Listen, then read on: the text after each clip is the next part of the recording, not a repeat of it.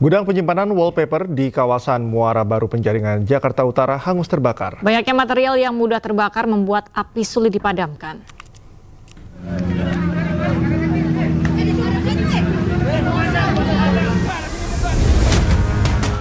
Api dengan cepat membesar dan membakar seluruh isi gudang penyimpanan wallpaper yang berada di Muara Baru Penjaringan, Jakarta Utara. Petugas pemadam kebakaran dibantu warga berusaha memadamkan api, namun banyaknya material yang mudah terbakar membuat api sulit dipadamkan.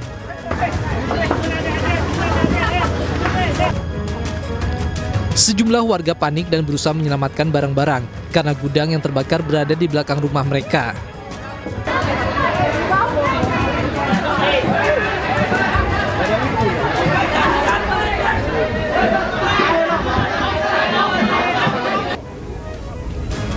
Belum diketahui pasti penyebab kebakaran ini, namun api diketahui dari ruang tengah gudang dan menyambar ke seluruh isi gudang. Ceritanya Pak, dari sini, dari tengah sana, dari tengah. Dari tengah. Dari tengah. Karena anginnya kemari, jadi ya di sini. Langsung nyamber semuanya. Semuanya.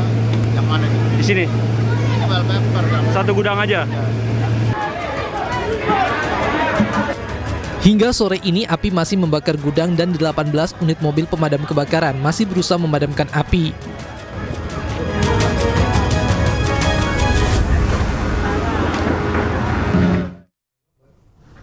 Seorang anggota polisi tertembak saat meringkus dua pencuri kendaraan bermotor di permukiman warga di Cengkareng, Jakarta Barat. Satu pelaku kabur, sementara satu pelaku lainnya berhasil ditangkap.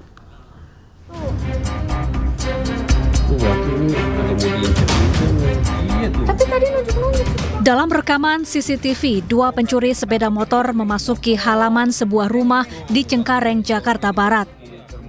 Mereka hendak mencuri sepeda motor yang terparkir. Namun tiba-tiba datanglah dua anggota polisi yang tengah memburu kedua pencuri.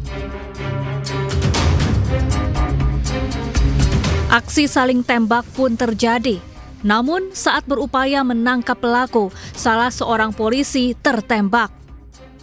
Satu pelaku berhasil ditangkap sementara satu pelaku lainnya kabur.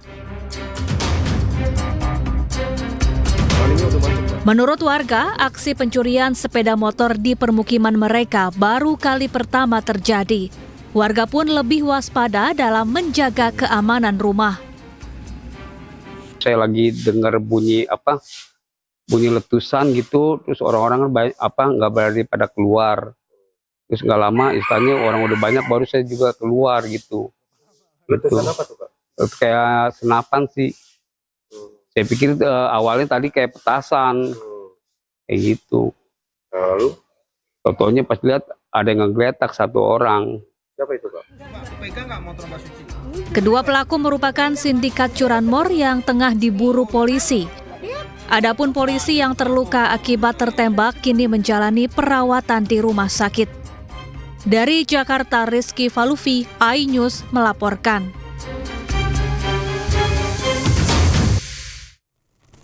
Akibat kecanduan judi online, dua pemuda di Jatinegara, Jakarta Timur nekat mencuri sepeda motor milik rekannya dan dijual senilai Rp3.500.000. Kedua pelaku menggasak motor korban dengan cara menduplikat kunci kontak motor.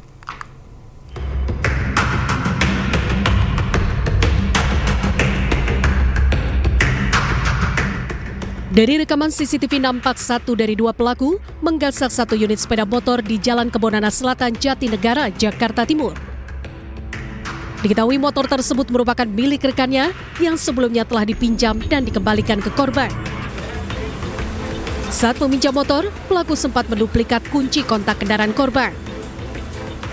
Korban yang hendak menggunakan motor melihat motor tersebut sudah tidak ada di lokasi. Dari hasil penyelidikan, dua pelaku berinisial KZ dan DK berhasil diringkus polisi, namun motor korban sudah dijual pelaku senilai Rp3.500.000. Motif dari DK adalah merasa sakit hati oleh perkataan korban. Makanya dia menggandakan kunci tersebut, lalu menyuruh KZ untuk mengambil motor korban. Dari hasil penjualan tersebut dipakai untuk membayar kontrakan dan bermain judi online. Akibat perbuatannya, kedua pelaku dijerat dengan pasal 363 KUHP tentang pencurian dengan ancaman hukuman di atas 5 tahun penjara. Dari Jakarta, Rio Mani, iNews melaporkan. Penyanyi Reza Artamevia dilaporkan seorang wanita berinisial IM ke Mapolda Metro Jaya Jumat siang. Reza diduga melakukan penipuan investasi berlian senilai 18,5 miliar rupiah.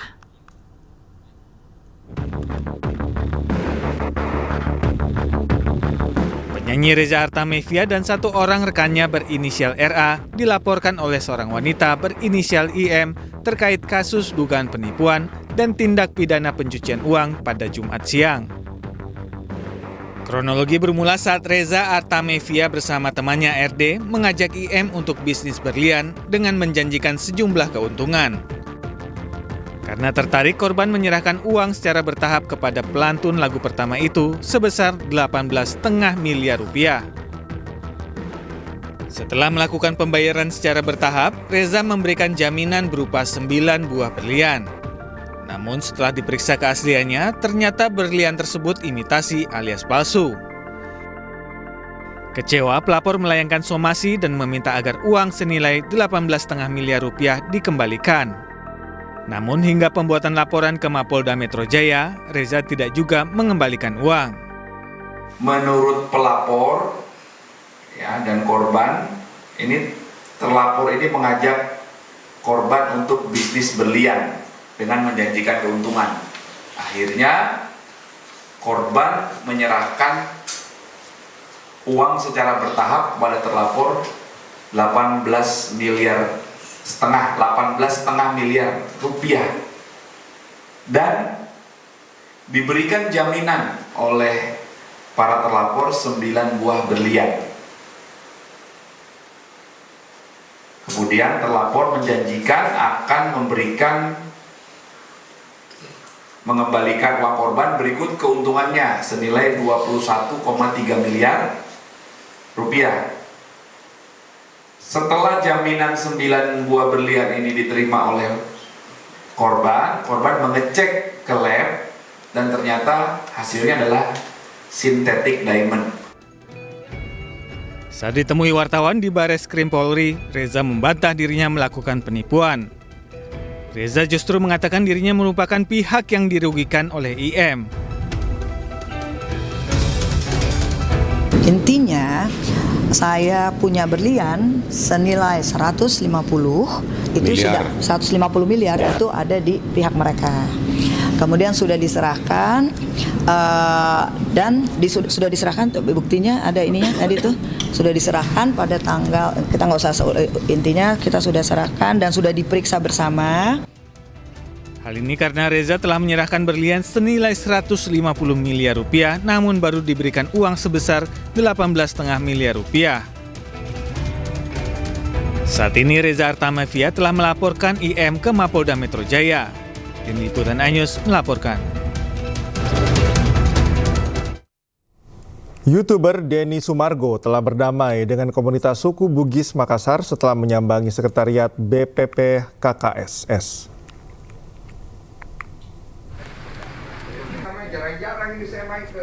Sebelumnya, Densu dilaporkan komunitas suku Bugis Makassar di Mapolda Metro Jaya atas dugaan ujaran kebencian terkait ras dan etnis.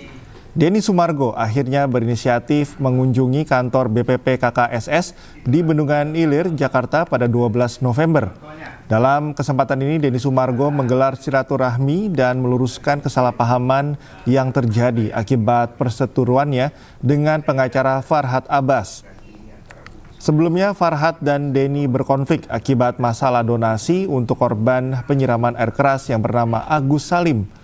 Namun perseteruan ini melebar ke masalah suku sebab Densu sempat mengucapkan falsafah suku Bugis Makassar, Siri Napace.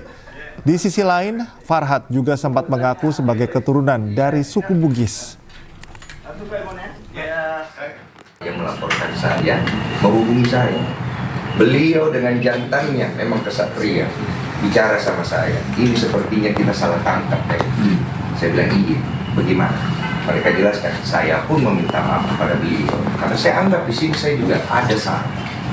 Akhirnya kita jelas dan kemudian beliau memutuskan untuk menarik laporan dan menyelesaikan masalah dengan baik dengan saya. Maka saya membuat video di sosial media menyampaikan niat baik bahwa ini urusanku pribadi dengan pihak FA. Saya tidak ada sangkut pautkan ini antara Bugis Makassar. Kenapa saya bawa itu? Karena beliau menyatakan dirinya Bugis, saya Makassar. Satu prinsip. Itu pencabutan segala macam itu administrasi, tapi substansinya saya katakan tadi close hari ini. Oke? Gitu ya. Pak, dicabut yang laporan di Polda, sementara masih ada satu lagi laporan di Polres ujaran kebencian dan kasusnya juga sama. Bapak menghimbau juga nggak sih kepada para tabas? Semuanya. Secara keseluruhan, secara total semuanya dicabut semua. Oh, harus dicabut. Harus dicabut. Iya. Kita ke kasus lain, pemirsa. Kepala Rutan Salemba dinonaktifkan usai 7 tahanannya kabur. DPR dan polisi juga terus menyelidiki alasan matinya CCTV di Rutan Salemba saat kejadian. Saya jadi kepala divisi. Kepala divisi apa? Mas tangga, Bang.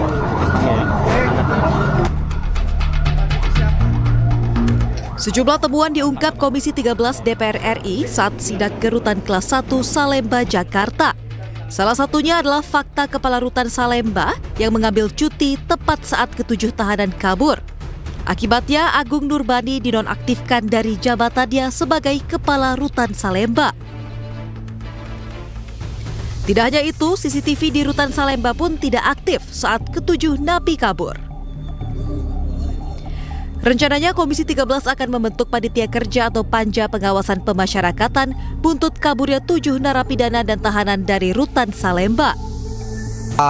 Rutannya sedang di off-kan, quote unquote diperiksa oleh pihak lapas sendiri untuk kemudian didalami beberapa hal. Habis itu kita juga mendapat laporan beberapa CCTV itu tidak aktif, apalagi yang di belakang tempat cabutnya itu. Kalau waktu sekolah kan sering cabut kan, ini memang terinspirasi oleh cabut sekolah itu. Jadi loncat itu, terus di sana blank spot gitu. Nah tadi kita juga sempat masuk ke dalam, ternyata sudah diperbaiki itu setelah di BAP oleh polisi. Sebelumnya 7 tahanan narkoba berhasil kabur dari Rutan Salemba. Mereka menjebol tralis ventilasi kamar dan keluar dengan merangkak melewati gorong-gorong saluran air. Hingga kini polisi masih mencari ke-7 tahanan yang kabur. Tim Liputan Anyus melaporkan. Viral video warga binaan Lembaga Pemasyarakatan Kelas 2 Tanjung Raja, Kabupaten Ogan Ilir, Sumatera Selatan diduga pesta narkoba. Hal tersebut petugas mengaku kecolongan. Sumpah mati aku.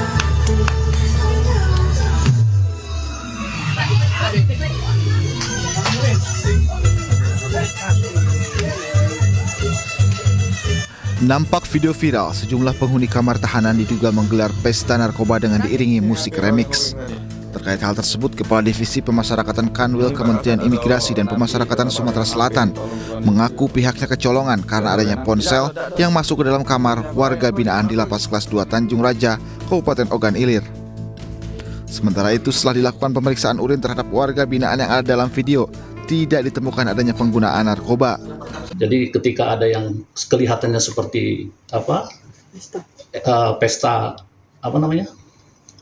pesta ekstasi, itu nggak benar. Jadi memang kelemahan kita ada handphone yang dibuat musik yang begitu besar seakan-akan mereka sedang on. Belakangan diketahui video viral tersebut dibagikan oleh salah seorang petugas lapas bernama Robi Adriansyah, di mana yang bersangkutan sudah beberapa kali melakukan pelanggaran dan dikenakan hukuman disiplin berat. Ada seorang pegawai namanya Robi yang sebelumnya yang bersangkutan adalah pegawai Lapas Tanjung Raja, tapi saat ini sudah digeser ke Rubasan Batu Raja. Terus di tahun 2021 dia sudah terindikasi memakai narkoba. Jadi pegawai ini sudah bermasalah, memakai narkoba, kemudian sudah pernah 2 kali direhabilitasi. Atas peristiwa ini, pihak Kanwil telah melakukan razia di seluruh lapas yang ada di Sumatera Selatan guna mencegah kejadian serupa kembali terulang. Dari Palembang, Sumatera Selatan, Guntur, iNews melaporkan.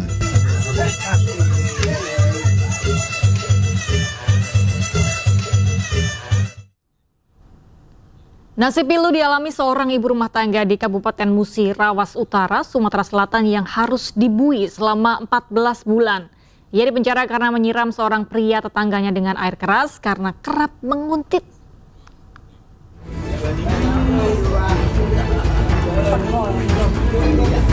Novi, seorang ibu rumah tangga di Kabupaten Musi Rawas Utara, hanya bisa menangis saat hanya bisa memeluk anaknya dari balik jeruji besi. Novi divonis 14 bulan penjara atas kasus penyiraman air keras terhadap tetangganya, seorang pria bernama Adnan.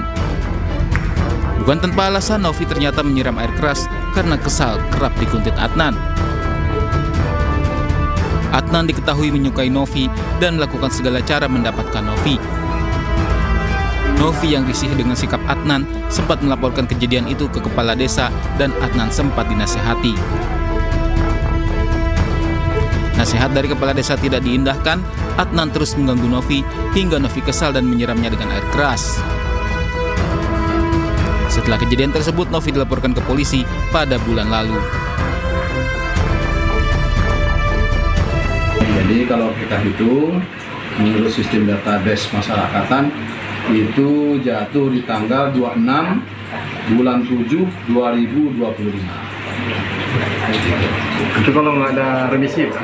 Ya, nanti kalau memang dia memenuhi syarat untuk diusul remisi, sama remisi Lebaran, kalau Agustus tidak nyampai lagi. Nyampai lagi kalau Agustus, remisi Lebaran kita usulkan syaratnya. Aku tuh nak kata rumah tuh pondok kan, agak pondok kan. Dia tuh aku juga tahu bahasa dia tuh nolong aku udah tahu kan. Aku kan pegawai pergi jam 6 balik jam 3. Jadi dia tuh tiba-tiba nolong. Pihak keluarga Novi memutuskan tidak mengajukan banding atas vonis tersebut. Mereka kini fokus untuk mengurus pembebasan bersyarat agar Novi bisa berkumpul kembali dengan anak-anaknya. Dari Lubuk Linggau, Sumatera Selatan, Sudirman, iNews melaporkan.